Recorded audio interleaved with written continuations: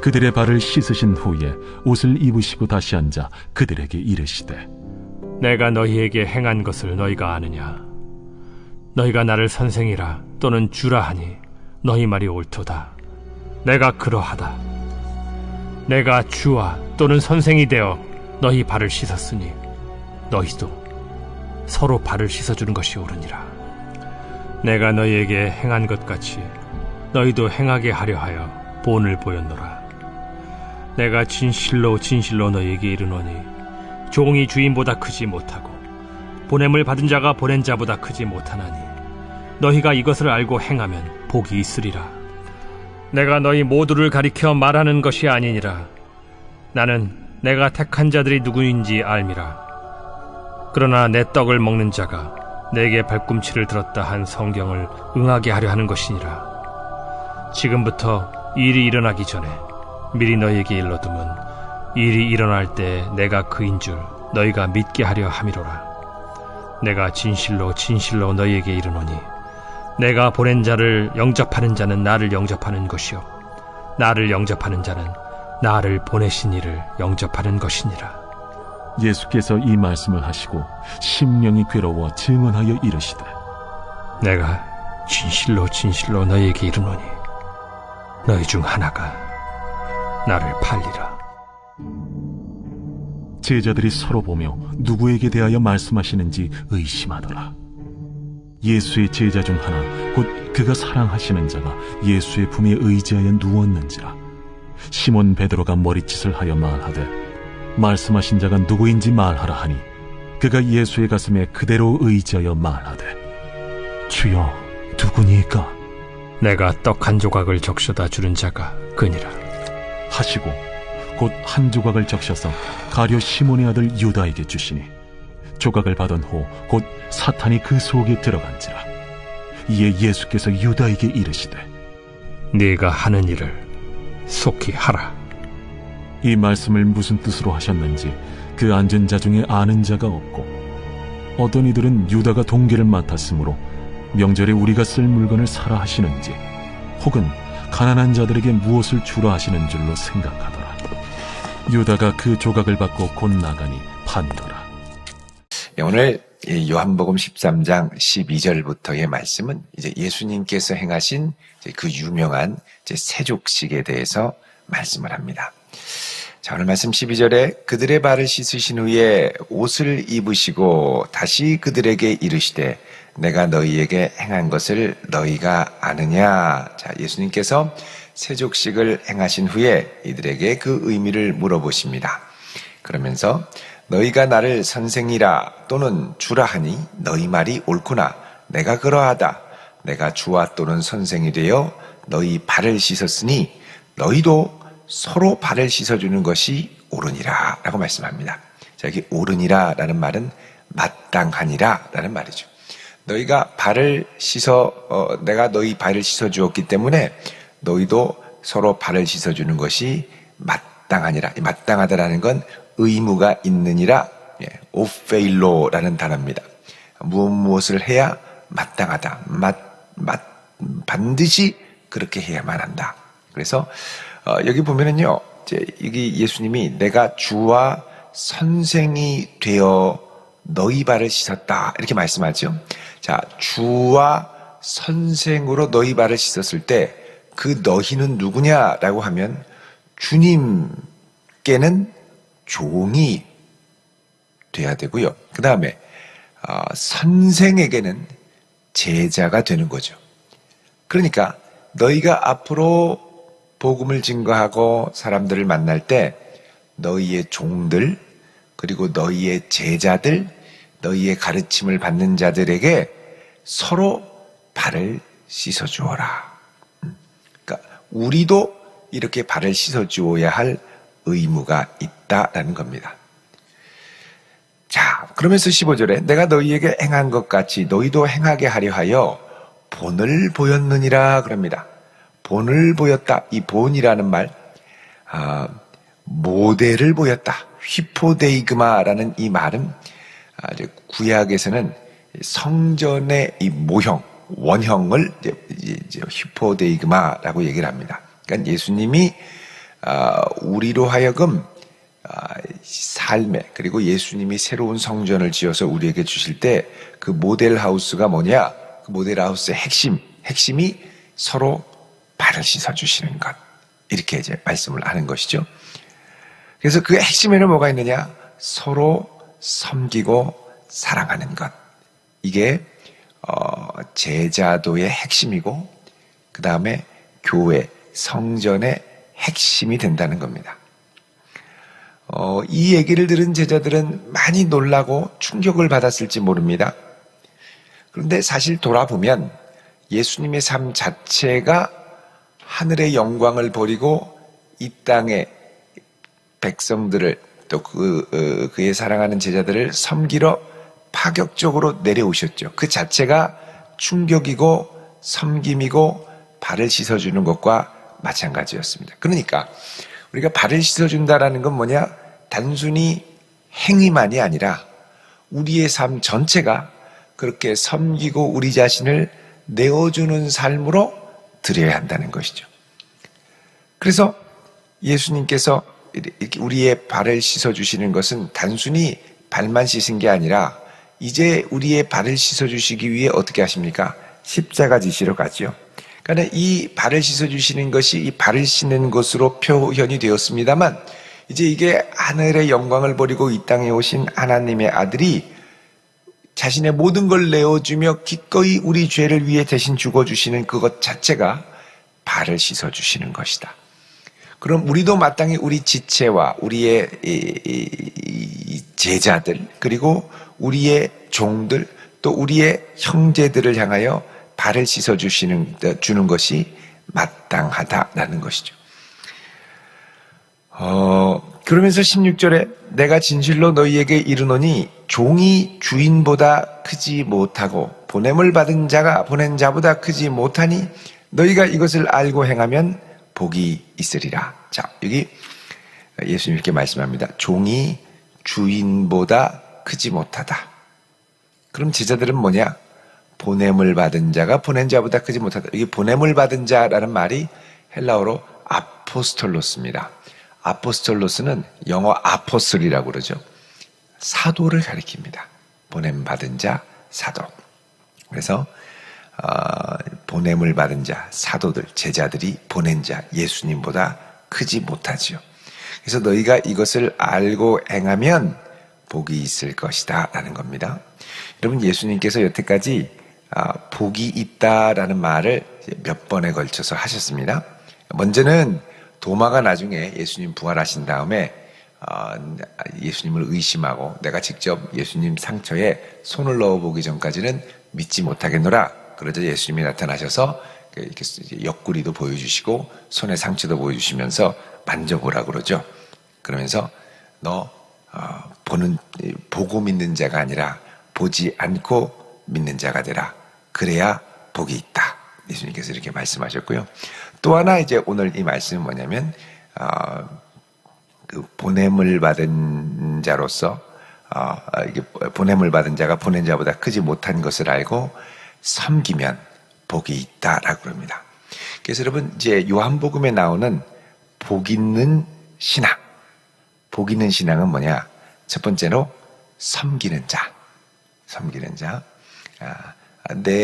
나와 동등하고 또 나보다 예를 들면 못한 것 같고 또 갇힌 공동체 안에 있는 지체들을 향해 내가 왜 이 허드렛 일을 이렇게 그들을 위해서 해야 돼? 자기 자존심을 내세울 게 아니라 누가 뭘 할 것 없이 먼저 가서 섬길 때 복이 있는 거고, 두 번째는 뭐냐? 보고 믿는 게 아니라 보지 않고 신뢰하며 믿음으로 고백할 때 복이 있다라고 말씀합니다. 여러분, 우리가 이런 복 있는 믿음의 소유자가 될 수 있기를 축원드립니다. 보지 않고 믿음으로 행할 수 있는 믿음. 그 다음에 누가 뭐랄 것 없이 먼저 다가가서 섬길 수 있는 믿음. 이게 예수님이 참 복된 믿음이다. 그래서 우리가 믿음이 견고하고 믿음이 강하고 또 믿음에 굳건하게 서는 것도 중요하지만 이제 복된 믿음으로 살아가려면 먼저 내 발을 씻어주신 주님을 기억하며 그들의 발을 씻어주는 것이고, 그 다음에는 꼭 뭘 보고 이렇게 눈에 띄는 게 있어야 움직이는 게 아니라 주님을 신뢰함으로 믿음으로 가야 되는 것이죠. 자, 그래서 예수님이 17절에 너희가 이것을 알고 행하면 복이 있으리라 그러죠. 복이 있으리라. 그러면서 18절에 내가 너희 모두를 가리켜 한 말이 아니라 내가 택한 자들이 누구인지 알미라. 그러면서 내 떡을 먹는 자가 내게 발꿈치를 들었다 한 성경을 응하게 하려는 것이니라. 자, 이제부터 예수님께서는 죽음을 암시하면서 가룟 유다를 예고하십니다. 여기 내게 발꿈치를 들었다 한 성경을 응하게 하려는 것이다. 밑에 보면은 이제 시편 41편 9절이 나오죠. 여러분 잠깐 보십시오. 나나주 이렇게 있는데 시편 41편 9절. 여기 이제 다윗의 시인데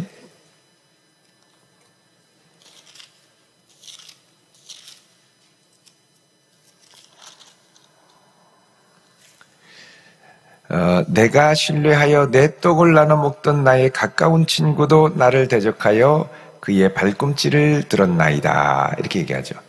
여러분 이제 요게 이 배경이 다윗을 배반했던 압살롬, 그리고 압살롬을 도왔던 아히도벨. 이 아히도벨의 모략을 하나님 무로 만들어 주십시오. 이렇게 이제 기도할 때 내 대적 이 아히도벨과 그 무리들이 그의 발꿈치를 들었다. 여러분이 발꿈치를 들었다라는 건 이제 배반을 했다, 배신을 했다, 모욕을 했다. 이제 이런 이제 의미가 있죠. 그래서 나의 가장 가까운 친구도 나를 배신했다.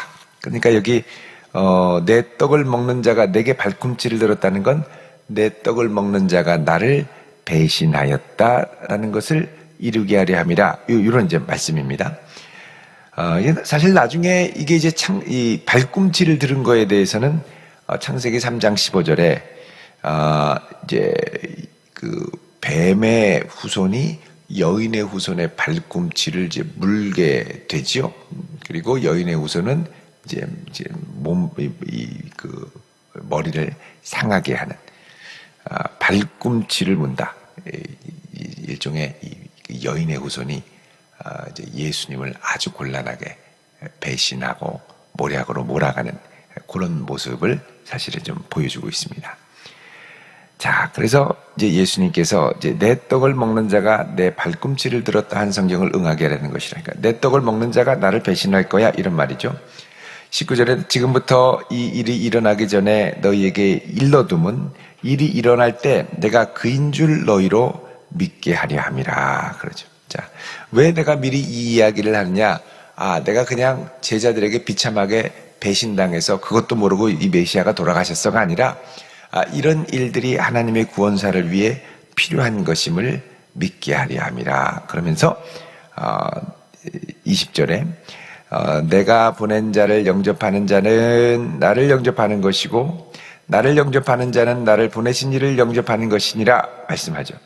그래서 내가 보낸 자를 영접하는 자, 제자들, 나를 영접하는 것이고 또 나를 영접하는 자는 일은 아버지, 나를 보내신 하나님을 영접하는 것이니라.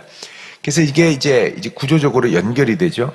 예수님이 이제 십자가를 지러 가시는데 이 예수님을 영접하는 자는 하나님을 영접하는 것이고 또 뒤집어서 얘기하면 예수님을 배반하면 하나님을 거절하는 것이 되는 겁니다. 마찬가지로 제자들이 예수님의 이름으로 갈 때 이들을 영접하는 자는 하나님을 영접하는 것, 예수님을 영접하는 것이 되고 이들을 거부하는 것은 예수님을 거부하는 것이 된다라고 말씀을 하죠. 여러분, 그래서 우리는 주님께서 보내신 이들을 서로의 간에 주님께서 내게 보내주신 선물로 믿고 서로 사랑하며 섬기며 그들의 발을 씻어줄 필요가 있죠. 근데 우리는 이제 섬김을 받는 건 좋아하지만 섬기는 거는 조금 힘들어하는 경우가 많습니다. 그래서 지금 이제 고인이 되셨습니다만 미국의 아주 영성가 중에 달라스 윌라드라고 있습니다. 그분이 제자도에 대해서 아주 좋은 책을 썼는데 거기에 보면 예수님의 십자가 보혈을 좋아하지만 자기는 십자가 지기를 좋아하지 않는, 싫어하는 그리스도인들이 많은데 그들을 가리켜 나는 뱀파이어 그리스도인이다 라고 말하고 싶다. 이렇게 얘기를 합니다.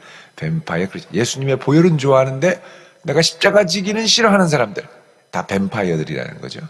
그러지 말고 기쁘게 섬김의 자리로 주님을 향해 나아가야 된다. 자, 그러면서 이제 예수님이 자신의 죽음을 암시하는 것들이 좀 더 강해집니다. 21절에 이 말씀을 하시고 심령이 괴로워 증언하여 이르시되. 자, 예수님이 이렇게 이제 누군가 나를 팔 것이다라는 얘기를 하시자 마음이 괴로우셨죠. 여러분, 예수님의 괴로움은 특별히 십자가를 앞두고 이제 자주 등장합니다. 요한복음 11장 30절을 보시면요, 나사로의 죽음 앞에서 사람들이 불신앙으로 막 울고 또 마리아가 막 울고 그러죠. 그때 예수님께서 뭐라고 그러냐면 심령이 괴로워. 그죠?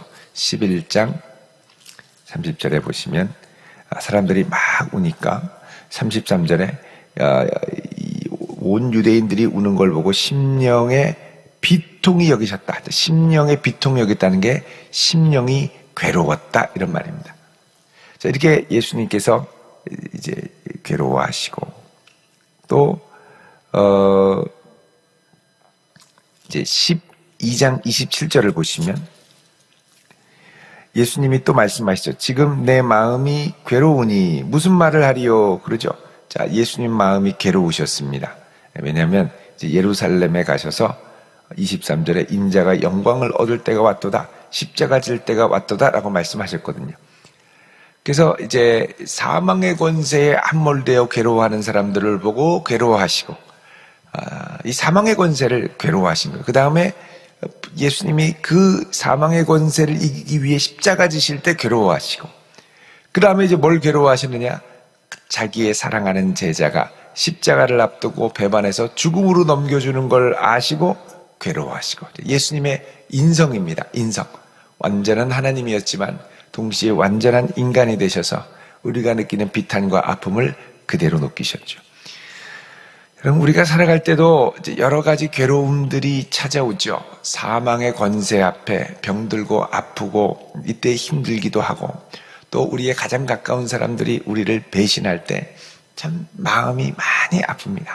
그래서 이런 예수님의 괴로워하심, 예수님이 괴로워하셨기 때문에 우리가 죄와 사망의 권세로 신음하고 아파하고 내 이웃들로부터 상처받을 때, 주님께 아랠 때 주님이 우리의 육신의 연약함을 다 채울하시고 기도를 들으시고 긍휼히 여기시고 응답을 해주실 수 있는 거죠. 그래서 우리는 이 예수님께 우리의 마음을 시시때때로 의뢰하고 쏟아놓을 수 있어야 합니다. 자, 예수님이 말씀하십니다. 21절에 이제 직설적으로 얘기하죠. 내가 진실로 너희에게 이르노니 너희 중 하나가 나를 팔리라 말씀하십니다. 여기 팔리라라는 말은 이제 영어로 하면 이렇게 판다 그러면 sell 뭐 이런 말이 되잖아요. 근데 이건 핸드오버입니다. 파라디돔이 그래서 넘겨주다. 너희 중 하나가 나를 넘겨주다. 여러분, 이 파라디도미가 이 공간복음에서는 아주 중요한 용어인데, 대제사장과 서기관들에게 넘겨진 바 되고 이렇게 말씀하거든요. 그러니까 예수님이 십자가에 달려 죽기 위해 이들이 예수님을 넘겨주는. 근데 이 개인의 넘겨주는 이 넘겨주는 행위를 통해 하나님은 하나님의 신비로운 구속사를 이루어 가시는. 그래서 아주 신비로운 용어이기도 합니다. 자, 너희 중에 하나가 나를 팔리라. 그러니까 제자 중에 한 자도 예수님을 십자가에 내어주는 구속 역사에 동참하기 구속 역사의 일환이긴 합니다만, 예수님을 배반하는 그 일에 이제 대제사장과 서기관과 같은 무리들에 속해서 행동을 하기 시작하는 것이죠. 자, 그러자 제자들이 보면서 누구냐 하면서 의심을 합니다. 그때 23절에 제자 중 하나가 곧 그가 사랑하시는 자가 예수의 품에 의지하여 누웠는지라. 자, 이제 13장에 처음으로 본격적으로 예수님의 사랑하시는 제자, beloved disciple이라고 이야기를 합니다. 예수님의 사랑하시는 제자가 등장합니다. 바로 요한입니다. 이 요한이 예수님의 품에 의지하여, 여러분 보통 식사를 하거나 이야기를 할 때는 우리가 편하게도 얘기합니다만 비스듬히 누워서 이야기들을 하고 식사를 먹죠. 유대의 관례에 따르면. 그래서 이 만찬에서 비스듬히 누워있을 때 요한이 예수님 가까이 이렇게 품에 의지해서 이야기를 하는 거죠. 그러자 베드로가 요한한테 24절에 머리짓을 하는 거죠. 누구야? 이렇게 누구야? 그러니까 요한이 이렇게 있다가 누구죠? 예수님한테 물어보는 거예요. 누구야? 하고 알아보라고 머리짓을 하니까 25절에 가슴에 그대로 의지하면서 주님 누구예요? 이렇게 물어보는 거죠. 그래서 예수님이 내가 떡 한 조각을 적셔다가 주는 자가 그다. 떡 한 조각을 그 당시에 6월절 만찬을 드실 때는 여러 가지 나물도 섞고 이렇게 해서 같이 드셨기 때문에 소스에도 찍고 그래서 이렇게 찍어가지고 주는 자가 그다. 그래서 떡을 적셔가지고 유다한테 주니까 조각을 받은 후에 사탄이 그 속에 들어간지라. 그 마음이 완전히 완악하게 된 거죠. 그러니까 예수님은 어떻게 보면 유다를 어떻게든 돌이키기 위해서 아주 부드럽게 얘기하다가 너지 하고 딱 말씀을 하시는 거죠. 그러면은 이 유다가 주여 죄송합니다. 바로 접니다. 제가 하는 걸 아셨네 하고 무릎 꿇고 탄식하며 기도하고 회개해야 되지 않겠습니까? 근데 유다가 마음이 강팍해졌습니다. 네가 하고자 하는 일을 해라. 예수님이 그러니까 예수님 무슨 말씀이세요? 죄송해요. 이렇게 돼야 되는데 아무 말도 안 하고 확 밖으로 나가버리는 거죠. 그러니까 유다가 나가니까 예수님이 네가 하고자 하는 일을 해라. 그러냐 이 제자들은 뭘 하라는 거야? 유다가 회개였습니다. 회개가 돈꾀를 맡았기 때문에 예수님이 제자들과 함께 여행할 때 이 주변에 예수님께 전해주세요 하고 이렇게 헌금하고 했던 것들을 모아서 이 제자들의 선교 여행에 경비를 꾸렸던 회개죠. 회개가 잘해야 됩니다. 회개가 잘못하면 시험에 듭니다. 회개를 맡아서 예수님이 가서 좀 해라. 빨리 네가 할 일을 해라. 그랬더니 우리 명절에 6월절에 예를 들면 음식이 부족하니까 가서 빵을 좀 사와라. 이불을 좀 사와라. 여러 가지 필요한 것들을 사와라. 그러는 줄 알고 생각을 했다는 겁니다. 자, 근데 30절에 유다가 그 조각을 받고 나가니 밤이러라 그러죠. 여러분 요한복음에서는 이 밤이 특별한 의미가 있습니다. 빛이 어둠에 비침에 어둠이 깨닫지 못하더라. 요한복음 1장에 나오죠. 그런 것처럼 이제 유다가 예수님을 향하여 강팍한 마음을 갖다가 아예 예수님이 말씀하시니까 화들짝 놀라서 밖으로 튀어나가니까 그다음부터 그의 삶에는 어둠으로 점철된 삶이 시작이 되는 것이죠. 그래서 예수님께서 이제 십자가를 지시는 것이 가룟 유다에 본격적으로 이제 촉발되며 준비를 이제 하게 됩니다. 이런 거 보면 예수님이 말씀하셨던 내가 너희 13절에 선생이 되고 주가 되어서 발을 씻었으니까 너희도 서로 발을 씻어줘라. 자, 이 말씀에 대해서 전혀 해당되지 않은 사람이 누구냐? 이제 가룟 유다가 되는 것이죠. 여러분 우리가 한평생 살아가면서 할 수 있는 한보다 많은 사람들을 기쁘게 섬길 수 있는 성도 될 수 있기를 바랍니다. 섬김을 받을 만해서 섬기는 게 아니고 섬김을 받을 자격이 안 되고 아무 상관없고 그렇게도 아무 소용없고 굳이 해야 될 이유도 없지만 주님께서 우리에게 주신 사람들은 발을 씻어주라고 사랑하라고 붙인 사람들입니다. 그래서 우리 집에 가까이 있는 우리 가족들, 또 늘 보는 지인들, 또 공동체의 사람들과 식구들 보면 어떻게든 끝까지 사랑하기 위해 붙여주신 사람들이기 때문에 어떻게 하면 이들을 끝까지 사랑하면서 섬길 수 있을까? 주님, 저도 주님처럼 섬기고 발을 씻어주는 사람이 되게 해주세요. 기도하며 그분의 인도하심을 구할 때 우리의 마음을 변화시키시고 또 섬길 수 있는 일들과 또 계기와 사건들을 우리에게 주실 줄로 믿습니다. 기쁘게 십자가를 치고 주님의 보혈만 좋아하는 게 아니라 보혈의 공로를 힘입은 우리들이 기꺼이 섬김의 자리로 나아갈 수 있기를 주님의 이름으로 축원드립니다. 기도하겠습니다. 거룩하신 하나님, 오늘 이 한날도 우리를 붙들어 주시고 기쁘게 주님을 섬기며 종이 되어 발을 씻어주는 자로 서게 하옵소서. 예수님 이름으로 기도드립니다. 아멘.